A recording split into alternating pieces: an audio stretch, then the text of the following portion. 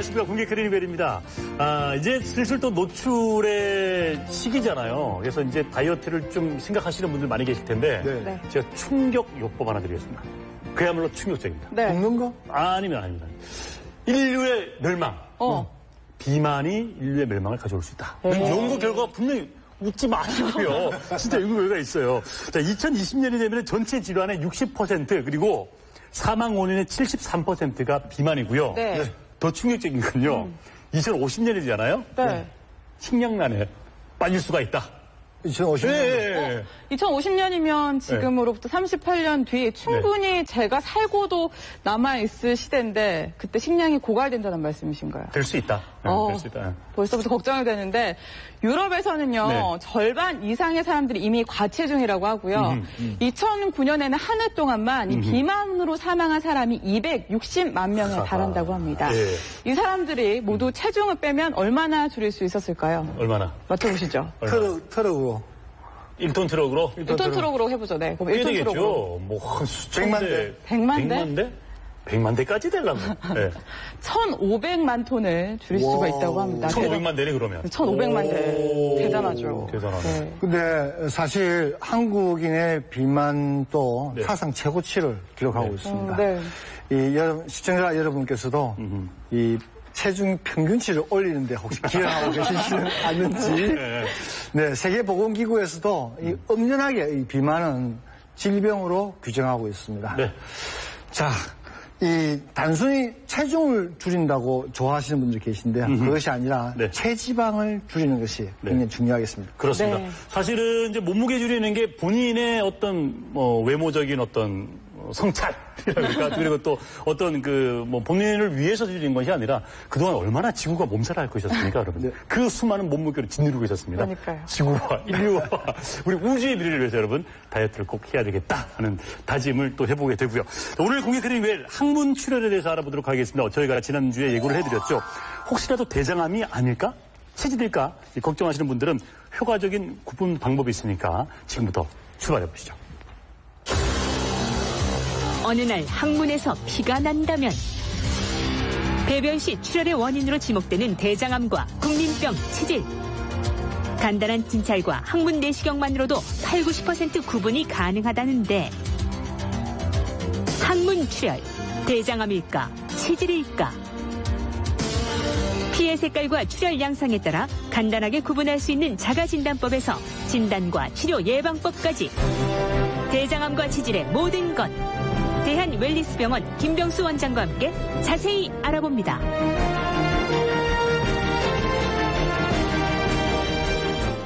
자, 어느 날 변기에서 일어났는데 변기 색깔이 피 색깔이다. 핏물로 가득 찼다. 이거는 정말 놀라잖아요, 사람이. 그렇죠. 특히 아침에 또 화장실 가게 되는데 깜짝 놀랍니다.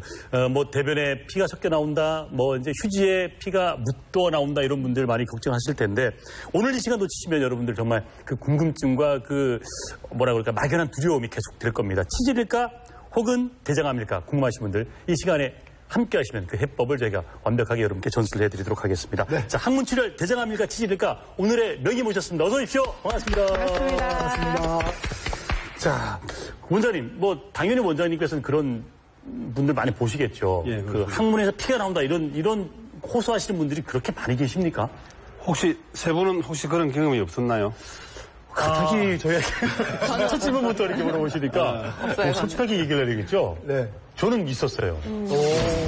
경우가. 가음이나 가루 후에 아침에 변을 볼 때 피가 나는 경우가 많습니다. 근데 평소 때 치질이 없으신 분들은 혹시 이게 대장암이 아닐까 해서 놀라서 걱정하시는 분들이 많으시고 혹시 평소 때 치질이 조금 있으신 분들은 혹시 역시 치질에서 나겠지 하면서 그러니 하면서 참는 경우가 대부분이 많습니다. 그래서 이것을 참다 보면은 아무리 작은 피가 나더라도 몇 년 동안 이것을 참다 보면은 마지막에는 심한 빈혈이 와서 막 숨이 차고 가슴이 답답하고 소화도 안 되고 머리가 아프는 그런 빈혈이 올 수가 있고 추후에는 안 되면은 남의 피를 수혈을 받아야 되는 그런 지경까지 가는 경우도 있습니다. 특히 우리 몸의 어느 구멍에서 피가 나든지 또는 우리 몸에 어디서 몽우리가 만져지면 이것이 암이 아니라는 것을 밝힐 때까지 확실히 정밀 검사를 하셔야 되는 것입니다. 그렇죠. 특히 항문에서 피가 나는 경우에는 병원에 오셔서 간단한 항문 내시경이나 수지 검사만으로도 80% 이상 구분이 가능하오니 빨리 병원을 찾으시는 게 좋겠습니다. 네.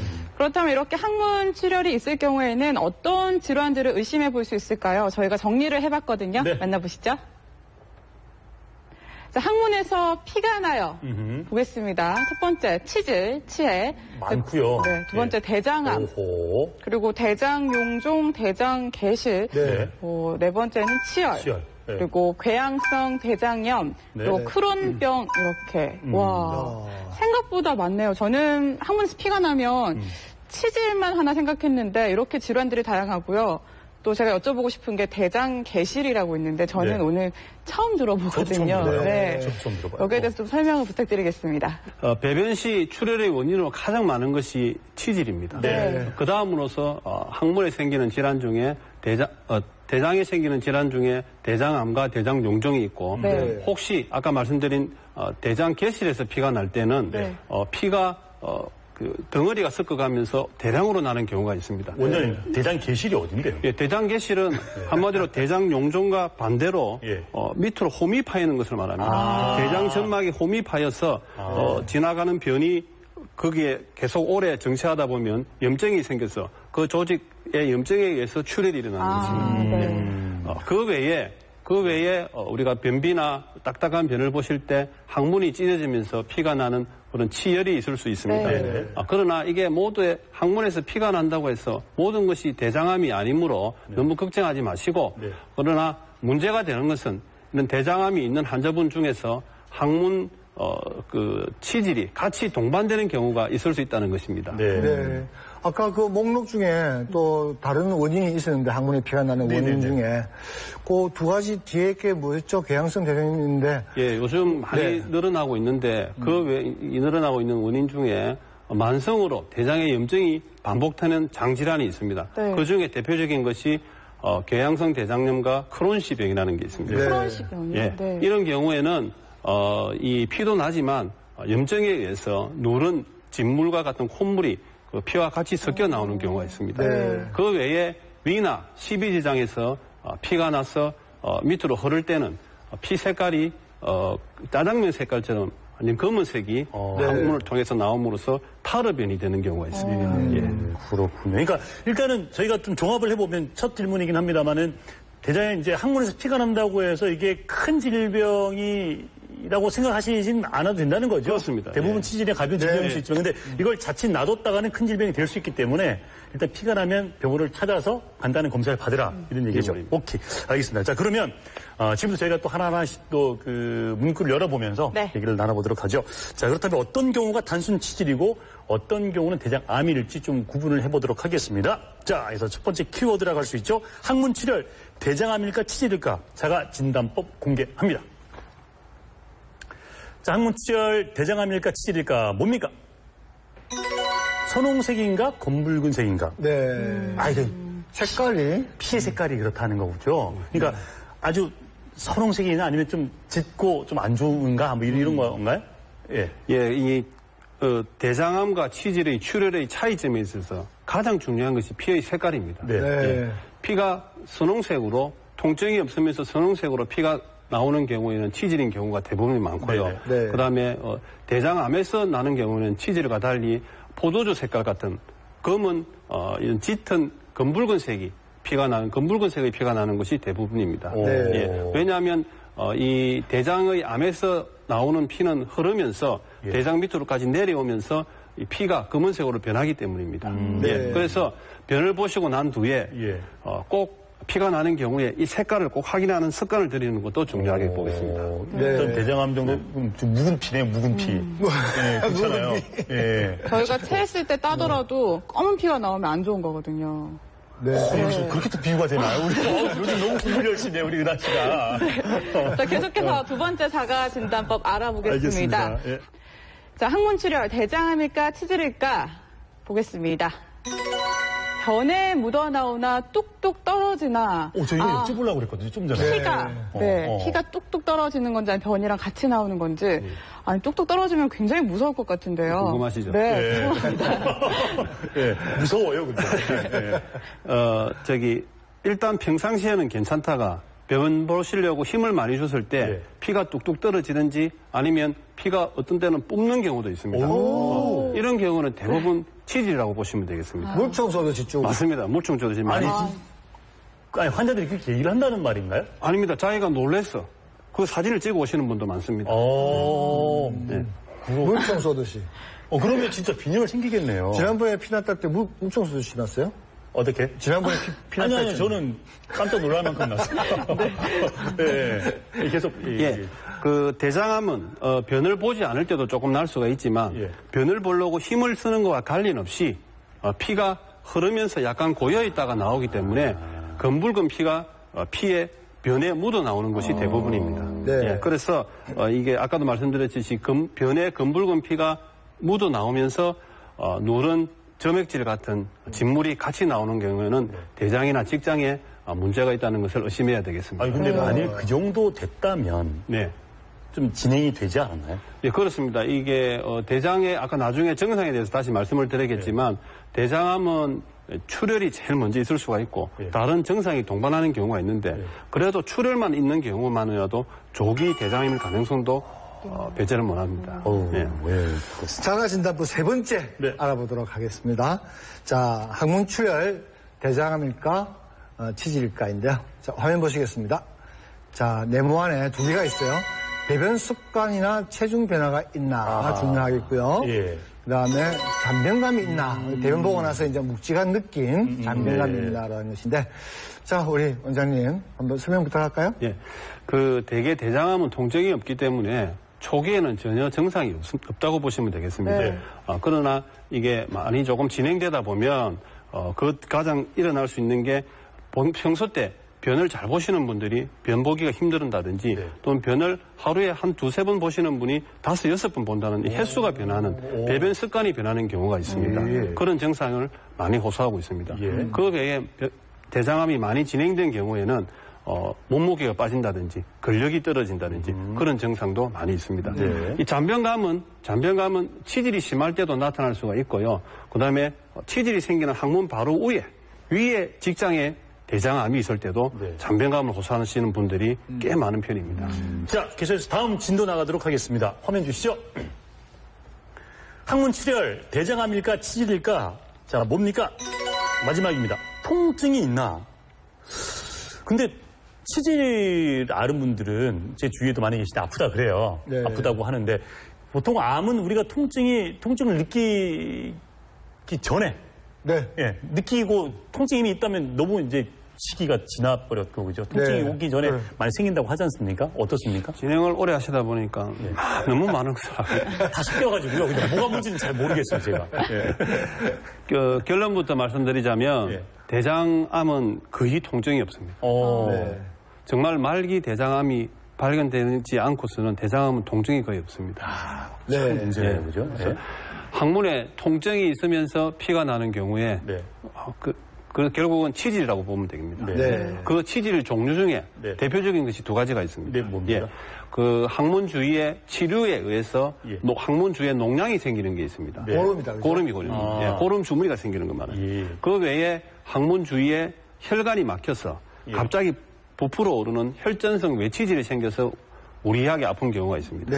이래 항문 주위 농량은 갑자기 항문 주위가 부풀어 오르면서 갑자기 잠도 못 잘 정도로 통증이 있으면서 심지어는 우리가 열이 나고 감기 걸렸다 그래서 내과에 가서 약을 지어 먹고 그럽니다. 몸에 한기도 들고 몸살기도 오고. 그러나 항문 진찰을 해보면 고름 주머니가 이렇게 크게 생겨져 있습니다. 그래서 빨리 병원에 오시면 간단한 변형술만으로도 굉장히 편안하게 해드릴 수가 있습니다. 그리고 우리가 보통 가음이나 가로 또는 너무 신경 쓰는 스트레스 후에 갑자기 항문을 만져보니까 콩알 모양으로 작게 볼록 올라오면서 통증을 느끼는 경우가 있습니다. 이것이 아까 두 번째로 말씀드린 혈전성 외치질입니다. 가만히 놔두게 되면 시간이 흐를수록 커지게 되고 커져요? 커지게 됩니다. 혈액순환이 안 되니까. 그래서 그 혈액순환이 안 되면 그 주위를 사고 있는 피부에 괴사가 일어나서 염증이 심해지게 됩니다. 이것도 사실은 병원에 오시면 간단한 국소 마취하에 거의 5분 내에 제거가 가능합니다. 빼버려. 예, 그렇습니다. 그럼 굉장히 편해집니다. 그 편하시겠죠. 굉장히 즐거워하면서 가시는 분이 있습니다. 원장님 오늘 캐릭터 있으시네요. 캐릭터 있으시네요. 제가 질문할 거는요. 다 경험이 있으실 것 같은데 변을 볼 때 아픈 분들이 굉장히 많아요. 젊은 분들 중에 특히 변을 볼 때 너무 아파서 변을 볼 수가 없습니다. 선생님 변이 볼 때 너무 아픕니다. 이렇게 해서 찾아오시는 분들 중에 가장 대표적인 것이 이 변비 등에 의해서 변이 너무 딱딱하거나 이래서 항문이 찢어지는 것입니다. 항문이 찢어지는 것이 반복되는 만성 치열에 의해서 오는 통증이 외래에서 볼 수 있는 가장 변 볼 때 아파서 오시는 분들 중에 대부분이 되겠습니다. 만성 치열이라고. 만성 치열입니다. 이 대개 원인을 주로 세 가지로 나눌 수가 있는데요. 항문이 좁지는 않은데 변이 굵거나 너무 딱딱하면 찢어지게 됩니다. 그리고 또 여러 가지 원인에 의해서 항문이 좁아지는 경우가 있습니다. 어릴 때 수술을 몇 번 받았다든지, 그러고 구조적으로 좀 항문이 또 좁으신 분들이 있습니다. 그거 어차피 관략근이니까. 관략근이. 또 너무 젊으신 분들은 관략근이 힘이 너무 세신 분들이 있습니다. 그래서 변을 보시는데 충돌이 일어나서 변이 항문이 잘 찢어지는 경우입니다. 세 번째로는 스트레스나 이런 여러 가지 원인에 의해서 변비와 설사를 반복하는 가민성 대장염이라든지 또는 자극성 대장염이 있으신 경우에는 항문이 잘 붓고 약합니다. 약해서 찢어지는 경우가 있습니다. 그러나 의외로 이렇게 고생을 오래 하시는데 의외로 이것도 간단한 시술만으로 국소 마취하에 간단히 넓혀주는 시술만으로 만성치열. 그렇습니다. 굉장히 편해질 수 있기 때문에 빨리 전문의를 찾으시는 게 좋습니다. 근데 원장님 있잖아요. 정말 그게 사람이 공개하고 싶지 않은 부위가 있잖아요. 우리가 또 부끄럽지. 좀 그렇거든요. 어떻게 검사를 받는지 정말 궁금합니다. 그래서 이것 때문에 좀 망설이는 분들 많이 계실 것 같습니다. 아마 시청자 여러분들 대부분 아마 이것 때문에 망설이실 건데 그러면 어떤 검사를 받게 되는지 화면을 통해서 보도록 하겠습니다. 자, 대장암일까 치질일까 검사 방법입니다. 직장 항문 수지 검사, 손 검사일 테고요, 그죠? 자, 두 번째 항문 내시경, 그다음에 대장 조영술. S상 결장경 검사 그리고 대장 내시경 이렇게 되어 있는데 아니 이렇게 많은 검사 방법이 있는지 몰랐습니다. 설명을 좀 해주십시오. 그 항문에 피가 나서 병원에 오시면 가장 먼저 검사를 받으시는 게 가장 먼저 검사를 받으셔야 되고 가장 중요한 것이 죄송하지만 의사가 항문에 손가락으로 손을 넣어서 만져보는 것입니다. 그게 가장 중요합니다. 근데 환자 입장에서 죄송합니다만 의사분들도 썩 그렇지. 늘 하는 일이라서. 그래서 다음 손가락으로서 넣어서 만져보는 항문 수지 검사와 그걸로도 판명이 됩니까? 그렇습니다. 그 나중에 설명을 좀 드리겠는데 항문 손가락이 대개 저희들 손가락이 한 7cm에서 10cm 정도 됩니다. 그래서 이게 치질에서 나는 건지 치질 위에 있는 하부 직장에서 피가 나는 혹이 만져지는 건지 그리고 그걸 만져서 또 나오는 피의 색깔을 저희들이 봅니다. 피의 색깔을 보면서 아까 말씀드린 대로 구분할 수 있습니다. 그래서 항문 수지 검사와 간단한 항문 내시경 검사만으로도 이 피가 어디서 나는지 80% 이상은 알 수가 있습니다. 80%라고 그랬죠? 그 외에 대변 검사, 우리가 1년에 2년에 한 번씩 하는 대변 자멸 검사와 피 검사, 필요하면 옛날에 많이 했던 대장 조영술 검사를 많이 하게 됩니다. 그러나 실제적으로 임상적으로 보면은 환자분들이 오시면 피가 나서 오시면 대개 우리가 대장암이 많이 걱정이 되잖아요. 그런데 대장암은 특히 왼쪽 대장, 아까 S상 결장 그리고 직장 그쪽에서 생기는 경우가 한 60% 이상입니다. 설명을 좀 친절하게 해주셔야 돼요. S상 결장이 어딘데요? S상 결장이 왼쪽 대장 중에 내려가는 하행 결장이라고 있습니다. 꼬불꼬불하게 하행 결장 다음에 가장 긴 꼬불꼬불한 S 모양을 이룬다 해서 S 대장이라고 합니다. S 결장. 그 밑에 직장이 있고 항문이 붙어 있습니다. 이 통틀어서 사실 대장암이라 하면은 대장암과 직장암과 항문암을 넓게 통틀어서 대장암이라고 보시면 됩니다. 그래서 대장암과 직장암을 혼동하시는 분이 있는데 직장암이 대장암에 포함된다고 보시면 되겠습니다. 그래서 검사를 대개 한 60%가 왼쪽 대장에 암이 생기기 때문에 사전 처치를 할 필요도 없이 간단한 간장만으로서 요 S상 결장경만 봐도 충분히 많은 도움이 될 수 있습니다. 그러나 그래도 아무런 증상이 없다 하더라도 전체 대장을 다 볼 수 있는 대장 내시경을 받아보시는 게 가장 중요하다고 하겠습니다. 자, 저희가 저번 주에 산부인과 선생님을 모셨는데 이 산부인과 문턱만큼이나 높은 게 바로 항문외과잖아요. 그렇죠. 사람들이 어려워하고 가기 힘들어하는데 그래서 원장님 이번 기회에 이 케이스 이 분들은 꼭 검사를 받아야 된다 하시는 분들 있으면 정리를 좀 해주시죠. 요약을 하면 아무리 증상이 없어도 40세 이상에서는 일단 항문 수지 검사나 대변 자멸 검사나 그다음에 항문 내시경 검사를 받으시는 게 좋습니다. 그리고 50세가 되면 무조건 대장 내시경을 한번 받아야 됩니다. 절대적으로 강조하고 싶습니다. 한 번은 대장 내시경을 50세 되면 받으시고 그 대장 내시경 검사 결과가 아무렇지도 않으시면 그 뒤에 5년이나 7년 뒤 동안 아무 걱정 안 하셔도 됩니다. 그렇죠. 그러나 대장 용종이 있었다든지 집안에 대장암에 대한 가족력이 있으신 분들은 1년이나 2년 만에 한 번 더 받으시는 게 좋습니다. 됐습니다. 중요한 이야기입니다. 중요한 이야기입니다. 자, 지금까지 우리가 항문에 피가 나면은 대장암일까 또 치질일까 이제 우리가 알아봤는데요. 치질인 줄 알고 오신 분들의 많은 분들이 치질로 치료받고 나아가신 분들이 계신데 간혹은 대장암으로 또 판명되는 분들이 계세요. 자, 그런 분들 또 이해를 돕기 위해서 우리가 좀 그분 직접 만나봤습니다. 며칠 전부터 항문 주위에 심한 통증으로 병원을 찾았다는 30대 직장인. 제대로 자리에 앉지도 못할 만큼 불편을 겪고 있다는데. 자, 힘 빼시고 가만히 계신데 진찰 좀 하겠습니다. 안에 보시면 안에 보시면 지금 빨간 게 정상적인 점막입니다. 정상적인 점막이 빨갛게 나와 있는데 처음에 병원에 오게 된 계기는 화장실에서 병을 보고 나면 그 병변 후에 나중에 항문이 밀고 나오는 느낌이 있어서 일상생활 할 때도 보행을 할 때 그 부분이 많이 스치고 어떨 때는 많이 아팠기 때문에 그래서 병원에 찾게 됐습니다. 아파서 못 걸을 때는 진짜 그 자리에 앉고 택시 불러서 찾아가고 싶을 그 정도였다니까요. 제가 지금 이미 밀려나온 항문은 손으로 밀어 넣어도 들어가지 않는 상태. 진단 결과 심한 내치질과 외치질이 동시에 발견됐다. 하면 저절로 들어갔는데 한 번씩 많이 나와 있습니다. 이분은 3도 치질로서 출혈과 그다음에 변본 후 돌출되는 증상이 동반된 경우입니다.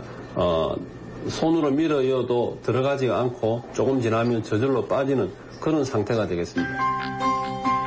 출혈은 물론 심한 통증으로 인해 수술이 불가피했다. 즉시 치질 수술이 이뤄졌다. 지금부터 시작할 거고요. 한 10분에서 15분 정도면 편안하게 조금 누워 계시면 끝날 수 있을 것 같습니다.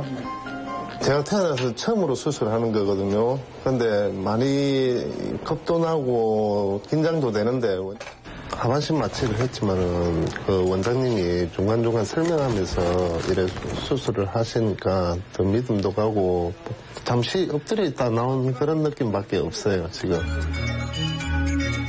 마취를 시작한 지 얼마 지나지 않아 환자를 괴롭혔던 치액 덩어리가 떨어져 나왔다. 수술 시간은 대략 10분 남짓. 이분은 밖으로 튀어나오는 외치질과 내치질이 같이 있으신 분으로서 안쪽의 내치질은 묶어서 떨어져 나오게 하는 결찰술과 또 주사치료 그리고 밖으로 삐져나오는 외치질은 깨끗하게 성형수술하듯이 절제를 해서 수술을 끝내는 그런 경우가 되겠습니다. 통증은 전혀 느끼지 못했고 굉장히 이제 조금 있으면 굉장히 기분 좋게 걸을 수 있을 것 같아요. 한편 그 시간 또 한 명의 환자가 병원을 찾았다. 지난해 갑작스런 항문 출혈이 시작되면서 난생 처음 대장 내시경을 받게 됐다는 올해 62살의 이진호 씨. 술을 많이 먹고 술을 매일 먹는 거니까 아침에 일하니까 안 하다는 이거 변해서 피가 나더라고요. 조금 나이도 안 나고 한 이틀 나서 놀라서 왔죠. 단순한 치질쯤으로 생각했지만 항문 위 10cm 부위에서 궤양을 동반한 대장암이 발견됐다. 놀랬죠. 많이 놀랬지.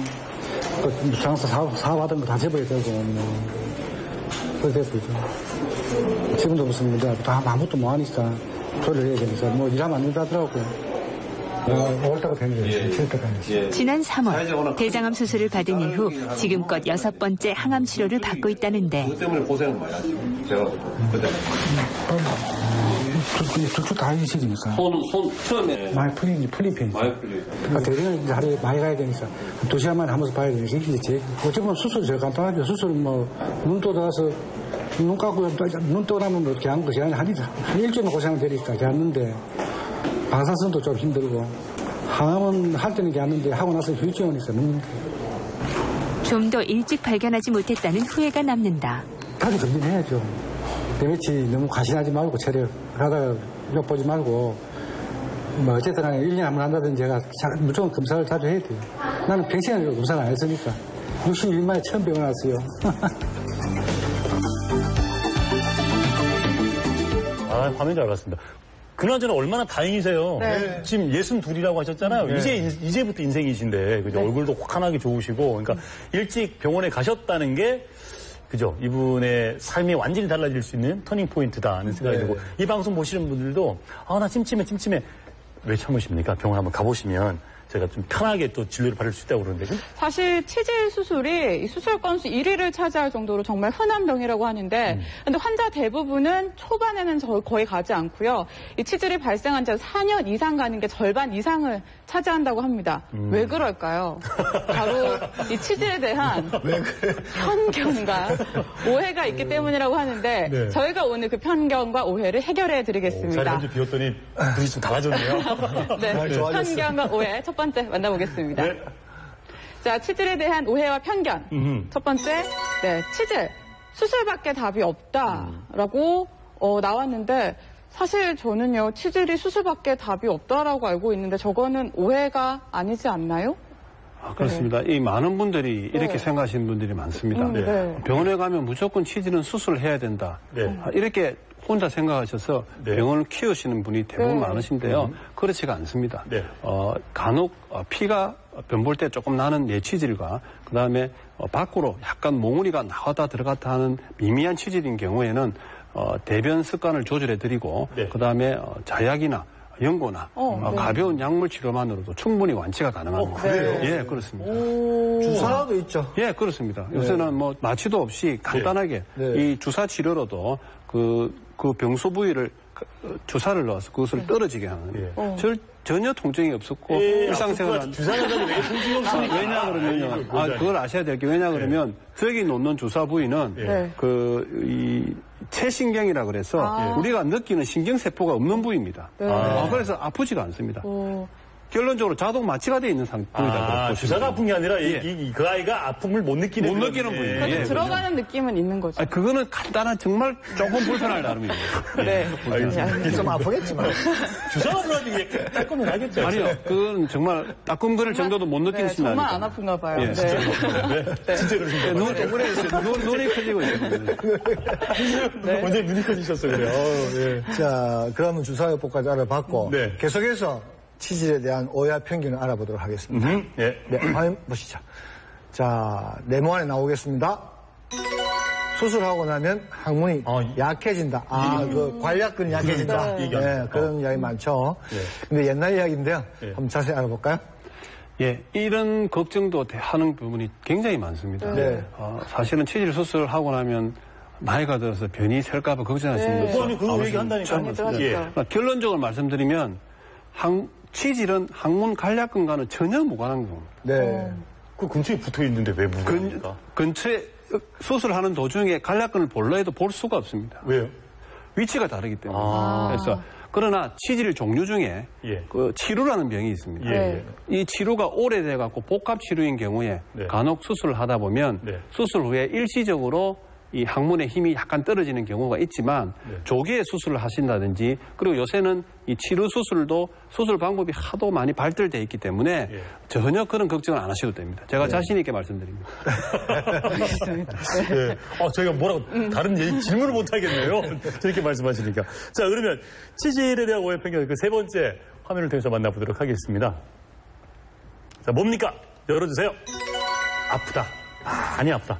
저희 2번이나 써놨어요. 네. 강조죠. 흔히 말하는. 그런 얘기를 합니다. 치질 수술은 아프기 때문에. 그러니까 치질을 수술할 때는 잘 모르는데 하고 나서 아프다고 그러거든요. 맞습니다. 그리고 화장실 가기도 너무 힘들고 그리고 앉아있기도 힘들고. 또 했는데 또 재발되고 막 이런 얘기를 많이 해요. 통증. 네, 또 이 수술 후에 통증에 대해서도 걱정을 많이 하십니다. 예. 그러나 이 사람마다 다 다르지만은 네. 초기에 아까도 말씀드린 초기에 모든 병을 초기에 수술을 받으시고 간단한 시술만으로 하시는 분들은 네. 내가 아픈 신경을 느끼지 않는 부위의 수술이기 때문에 네. 수술할 때도 안 아프고 수술한 뒤에도 그렇게 힘들지가 않습니다. 네. 바로 직장 생활을 할 수 있으신 분도 많으시지만 네. 약간 진행된 치질인 경우에는 네. 가장 고비가 수술 후에 첫 변 볼 때 하고 예. 수술 후 4, 5일째입니다. 그때가 조금 힘듭니다. 네. 네, 그러나 그것도 요즘은 무통 주사도 많이 발달돼가 있고 예. 또 진통제 등 약물 치료로도 충분히 그것을 극복할 수 있으니까 너무 그래 걱정 안 하셔도 될 것 같습니다. 그러니까 근데 보통 사실 초기 수술은 잘 하지 않는 분들 많이 계실 테고 그렇습니다. 이 방송 보고 계신 부산 경남에 계시는 분들 중에는 좀 진행되신 분들이 많이 계실 거라고요. 그러니까 그러면 수술을 하되 하루 첫 변 볼 때 하고 4, 5일 네. 그때만 조금 조심하시면 된다. 우리가 가장 중요한 것이 안 아프고 예쁘고 재발 안 하게. 안 아프고 예쁘고 재발 안 하게. 가장 중요한 것입니다. 그렇군요. 예. 예, 원장님께서 평소 치질에 대한 오해와 편견 때문에 굉장히 속상했던 것 같아요. 오늘 정말 통쾌하게 다 얘기를 해주셨는데 치질은요 50세 이상 성인 2명 중에 1명이 걸릴 정도로 국민병이라고 하는데 자 어느 정도면 병원을 찾아야 하는지 그리고 그 수술 방법이 요즘 많이 간단해졌다고 들었는데 맞아요. 자세히 좀 설명 예, 조금 부탁드리겠습니다. 길게 설명을 드리겠습니다. 네. 치질은 한마디로 치질이 뭐냐 네. 궁금하지 않습니까? 그렇죠. 네. 한마디로 치질은 혈관 덩어리와 점막이 뭉쳐진 겁니다. 한마디로 혈관과 점막이 뭉쳐져서 이게 커지면서 혈관이 터져서 피가 나고 이게 커지면서 항문 밖으로 삐져나오는 것입니다. 그래서 이렇게 많이 삐져나오기 전에 초기에는 아까도 말씀드린 대로 약물 치료가 가능하지만 이게 피가 간헐적인 피가 아니고 지속적으로 피가 계속 날 때 그리고 또 이게 커져서 밖으로 나왔다 들어갔다 하는 게 심해질 때 그리고 이게 나와서 들어가지 않고 통증을 느끼게 할 때 그때는 할 수 없이 수술을 받으셔야 되는 것입니다. 그 고무로 묶어서 떨어져 나오게 하는 고무밴드 결찰술이 있습니다. 저기 화면에 나오고 계시는데 고무로 묶어서 저 부위가 1, 2주 정도 지나서 괴사가 일어나면서 저절로 떨어지게 하는 겁니다.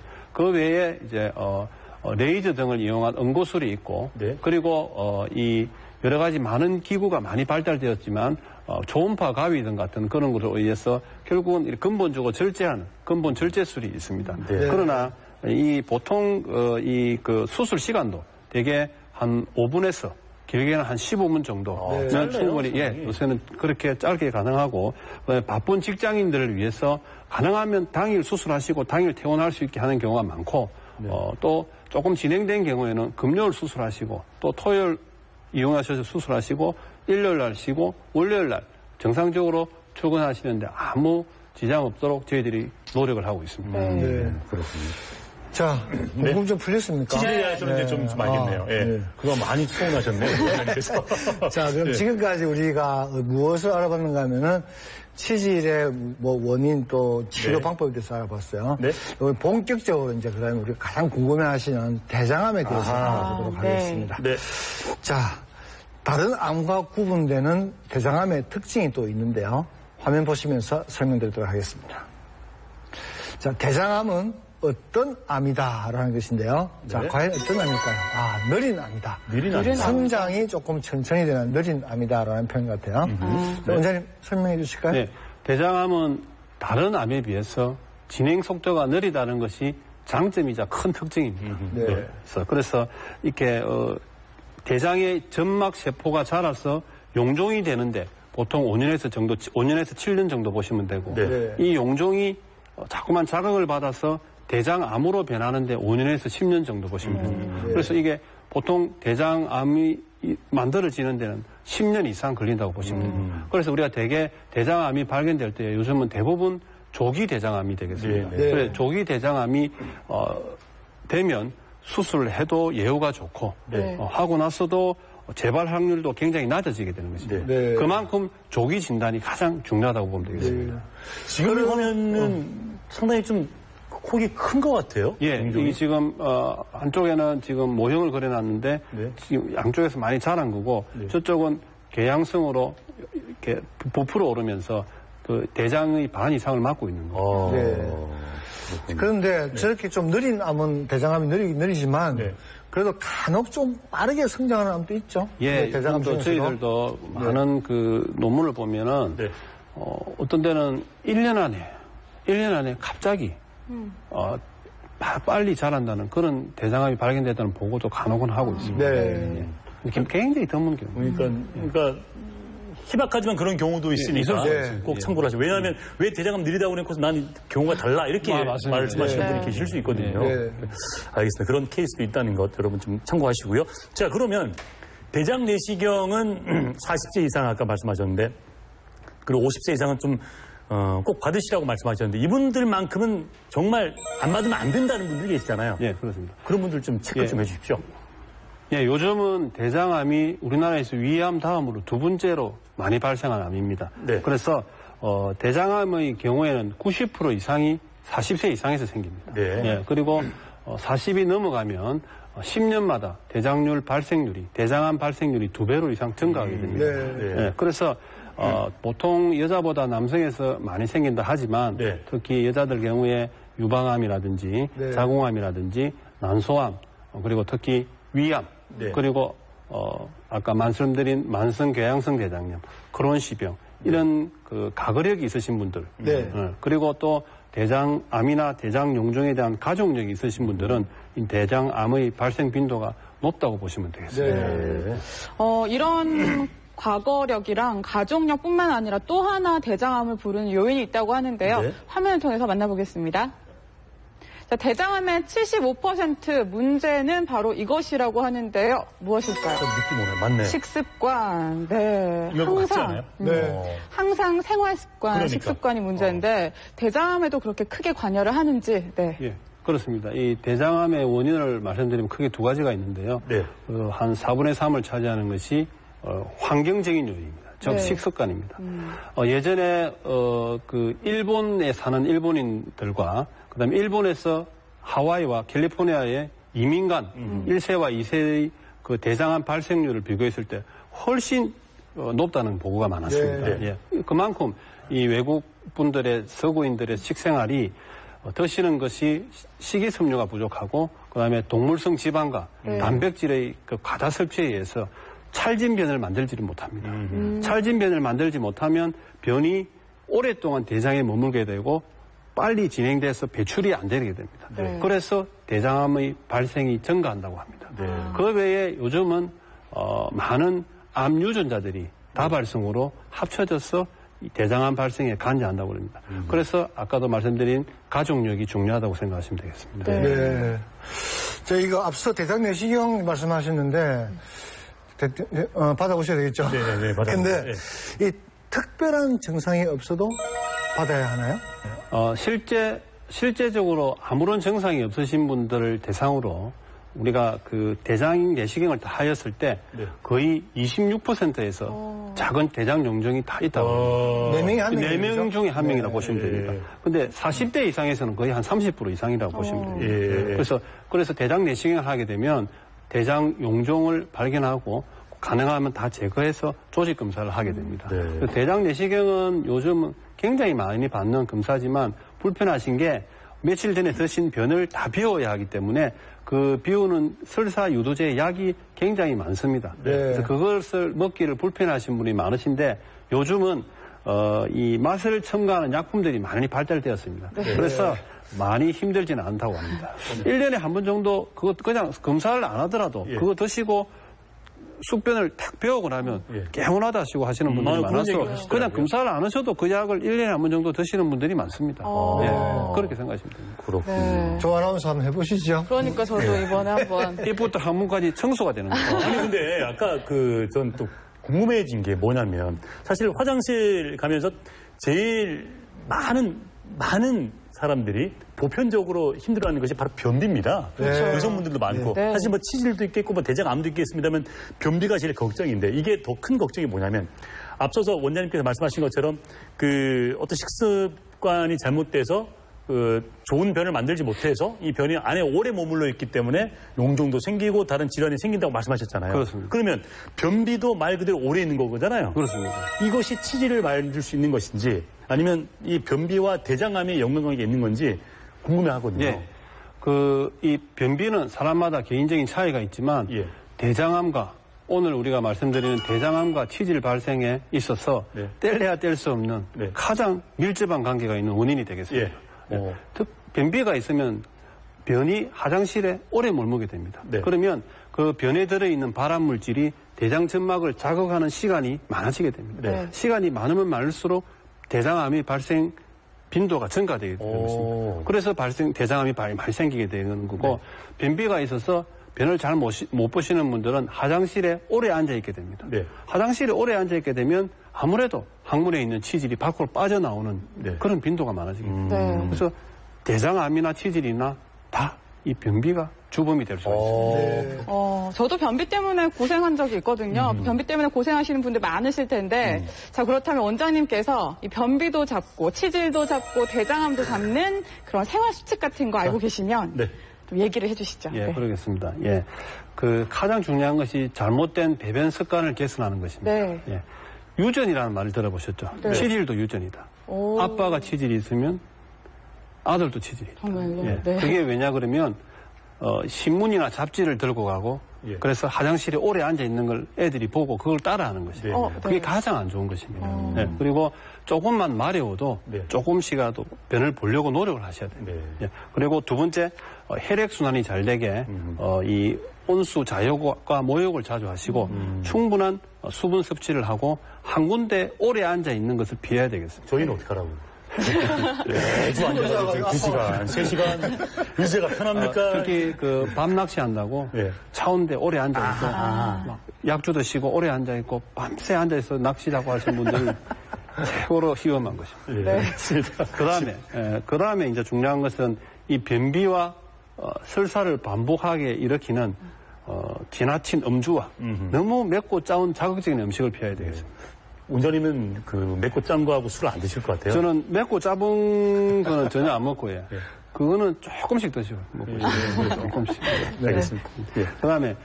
그다음에 이제 식이섬유가 충분한 음식, 과일, 야채 등을 섭취를 많이 하시고 평소에 규칙적인 유산소 운동과 그다음에 근력 운동, 특히 항문을 쪼우는 간략한 운동을 정기적으로 하셔서 규칙적이고 건강한 배변 습관을 가지는 것이 가장 중요합니다. 마지막으로 가장 중요한 것은 뭐니 해도 정기적인 검사를 받는 것입니다. 자, 우리 운동하러 갑시다. 자, 다 끝나가는데요. 아쉬운 시간인데 끝으로 원장님, 우리 신자 여러분께 당부 말씀 있으신가요? 예, 이 치질 수술을 받으시고 나면 인생이 술술 풀린다는 말이 있습니다. 그래서 항문은 우리 몸 중에서 가장 중요한 왕 같은 구조물입니다. 그래서 부끄러운 곳이 아닙니다. 입과 더불어서 항문은 가장 소중한 곳입니다. 그래서 이 입과 항문을 잘 관리하셔갖고 언제나 건강하고 사랑과 행복이 넘치는 그런 아름다운 삶을 사시길 바랍니다. 오늘 무엇보다 사실 좀 남에게 터놓기는 조금 뭔가 민망하고 애매한 그런 부분 저희가 말씀을 그래서 좀 첫 질문은 저희가 조금 그랬어요. 근데 이 인생이 얘기가 술술 풀리면서 너무나 재미있게 제가 일단 강의를 들었던 것 인상적이었고 두 번째 인상적인 기억에 남는 것은 대장과 관련된 질환, 그러니까 치질이거나 그것이 치열이거나 혹시 대장암이라고 하더라도 크게 걱정할 필요는 없다. 그죠? 검사 방법이 편하고 그리고 또 치료의 여러 가지 효과가 좋기 때문에 그렇게 크게 걱정하지 마시라는 그런 희망적인 메시지까지 함께 들었습니다. 자, 오늘 도움 말씀 주신 오늘의 명의 대한웰리스병원의 김병수 원장님과 함께했습니다. 원장님 고맙습니다. 감사합니다. 네, 계속해서 생생한 건강 정보를 전해드리는 시간 건강 플러스인데요. 요즘 이 코너가 상당한 인기를 끌고 있다고 합니다. 오늘은 어떤 소식을 전해드리냐면요. 흔히 손가락을 딴다고 하잖아요. 체하거나 열이 났을 때. 이걸 전문 요법으로 자락요법이라고 하는데요. 여러분 여기에 대해서 준비를 했다고 합니다. 화면을 통해서 만나보시죠.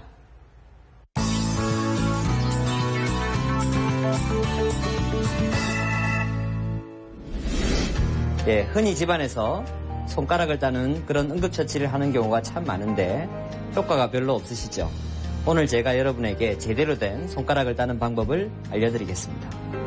예, 집안에서 아이나 어른이 고열이 심하게 나는 경우에서는 엄지손가락의 안쪽 정사각형의 안쪽 모서리 부분을 이렇게 따줍니다.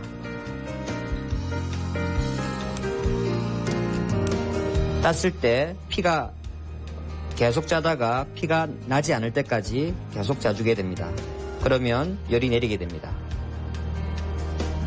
두 번째는 감기에 걸리거나 아니면 과로할 때, 스트레스 받을 때, 목이 아프다든지 부어서 말을 못할 때 두 번째 손가락의 사각형 부분을 따주게 됩니다.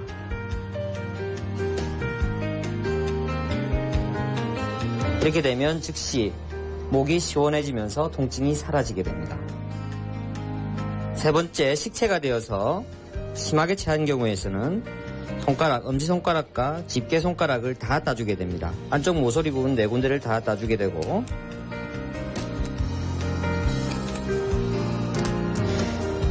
그래서 피가 나오지 않을 때까지 짜주게 되면 식체가 가라앉게 될 것입니다. 만약 식체가 심하게 오셔서 심하게 고생을 하시는 경우에서는 급하게 10손가락을 다 따주시는 것도 아주 좋은 방법이 될 수 있습니다. 자, 이렇게 땄는데도 증세가 완화되지 않으신다면 간단한 마사지로 더욱 효과를 보실 수 있습니다. 머리가 어지럽다든지 고열이 날 때, 그럴 때는 엄지발가락을 돌리든지 발목을 마사지해 주거나 아니면 종아리 마사지를 해주시게 되면 아주 탁월한 효과를 보실 수 있습니다. 몸이 불편하신 분들이 배의 특정적인 부분들이 응결되어 있는 경우가 많습니다. 집안에서 배를 눌러보시고 이것이 딱딱하게 아프시게 되면 그 부위를 반복해서 눌러주시게 되면 딱딱한 부분이 물러지고 그래서 몸이 많이 편안해지게 될 것입니다. 배를 마사지할 때는 배에 응결된 부분이 있는가를 여러 군데를 눌러보면서 찾아봅니다.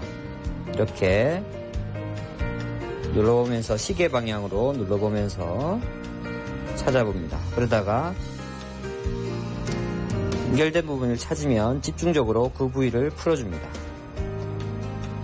그리고 어느 정도 풀리게 되면 배를 시계 방향으로 돌리면서 장의 운동방에 따라서 계속 돌려주게 되면 배가 다 풀리게 될 것입니다. 지금까지 손가락을 따는 방법과 몇 가지 마사지법을 알려드렸는데요. 간단하게 보이지만 한번 해보시면 깜짝 놀랄 만큼 효과적이라는 것을 알 수 있을 것입니다. 그리고 한 가지, 손가락을 딸 때는 감염의 위기가 있습니다. 그러므로 집에 사열침이 없다면 반드시 바늘을 소독한 후에 사용하시는 것을 잊지 마세요. 계속해서 화요일에 열리는 무료 건강교실 안내해드리겠습니다. 네, 6월 26일 화요일 오전 11시 신세계 센텀시티 9층 문화홀에서 어깨 통증의 증상과 단계별 치료라는 주제로 영도병원 최종문 관절센터장과 함께합니다. 이 시간 되면 정말 희비가 교차합니다. 저희는 아쉬워가지고 이제 다음 주에 뵙습니다 이러는데 많은 분들은 이제 퀴즈 나오는구나 이제 나오는구나 기다렸다는 분들 계시죠. 네. 자, 퀴즈 일단 드리겠습니다. 자, 오늘은 항문 출혈이 있을 때 이것이 대장암일까 또는 치질일까 구별하는 방법을 알아봤는데요. 네. 자, 질문은요. 여러분들이 잘 들으시는가 보겠습니다. 네. 자, 선홍색 피가 뚝뚝 떨어지는 경우 이것이 어떤 질병일까요? 라는 것이 질문입니다. 네. 1번 보기 대장암, 2번 보기 직장암, 3번 보기 치질이 되겠습니다. 네. 헷갈리는데요, 저는. 네. 헷갈린다고요? 네. 정답하시는 분은 저희 공개 클리닉 홈페이지 퀴즈 게시판에 정답 남겨주시면 추첨을 통해서 선물을 드리도록 하겠습니다. 와, 그리고 제가 함정 팠었구나. 많은 분들이 이거 다 했는데 헷갈린다 그러니까 그저 한번 또 생각하게 만드네. 네. 그리고 퀴즈뿐만 아니라 또 사연 남겨주시면요. 저희가 매주 무료 건강검진과 시술권 보내드리고 있는데 이번 주는 유방 초음파 검진권 보내주실 분의 사연이 도착을 했습니다. 그래요? 제가 오랜만에 소개를 해드리도록 하겠습니다. 네. 자, 부산 주례동에서 보내주신 사연인데요. 자, 초등학생 어린 두 딸을 둔 30살 젊은 엄마입니다. 네. 워낙 어린 나이에 아이들을 낳은 데다 아빠 없이 두 아이를 키우느라 몸도 마음도 돌아볼 여유조차 없었는데 얼마 전부터 문득 가슴에 멍울 같은 게 만져지는 겁니다. 덜컥 겁도 나고 별거 아니겠지 하면서 미루고 있었는데 방송을 보다가 결심을 굳혔습니다. 아이들 때문이라도 더 이상 미루면 안 되겠다 싶은데요. 공개 클리닉 웰에서 저희 세모녀 힘이 되어주시면 안 될까요? 라고 보내주셨습니다. 다음 주에 구해드릴게요. 다음 주 드디어 바캉스 시즌이 돌아왔습니다. 와, 네. 그래서 저희 뭐 또 이 피해갈 수 없는 그런 주제겠죠. 각 결막염과 유행성 눈병에 대해서 알아볼 테고요. 그리고 선글라스 선택법과 콘택트 렌즈에 관련된 궁금증까지 자세하게 알려드리도록 하겠습니다. 바캉스에 가시는 분들 다음 주 놓치시면 1년을 후회하실 겁니다. 저희 같이 인사드리죠. 네. 여러분 고맙습니다. 프로그램에 참여해주신 분들께는 추첨을 통해 한국건강관리협회에서 무료 건강검진권을, 동의대학교 블루바이오센터에서 멸치칼슘 보충제를, 샛별 종합물산에서 닥터프로폴 종합세트를, KNG에서 주부가 만든 통증 없는 훌라후프를 드립니다.